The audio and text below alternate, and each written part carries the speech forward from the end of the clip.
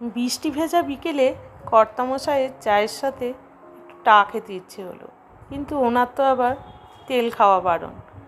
তাই অগত্যা সোয়া নাগেটসটা গরম জলে অল্প লবণ দিয়ে সেদ্ধ করে নিলাম। ঠান্ডা হওয়ার পর জলটা ভালো করে চাপ দিয়ে বের করে মিক্সির জারে দিয়ে একটু ঘুরিয়ে নিলাম।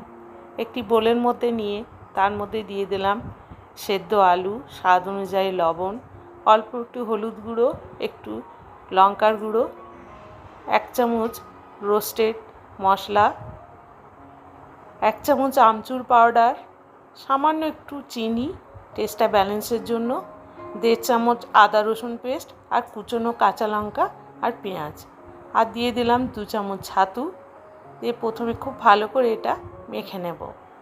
ভালো করে মাখা হয়ে গেলে 1 চামচ কর্নফ্লাওয়ার দিয়ে আবারও ভালো করে মেখে নেব। কাটলেটের মতন গোল শেপ দিয়ে এগুলো বানিয়ে নিচ্ছি। এবার প্যান বসিয়ে এগুলো হালকা শ্যালো ফ্রাই করে নেব।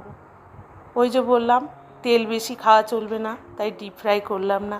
আপনার যদি ইচ্ছে হয় ডিমের গোলায় দিয়ে একটু ব্রেড ক্রাম্ব মাখিয়ে ডিপ ফ্রাইও করে নিতে পারেন।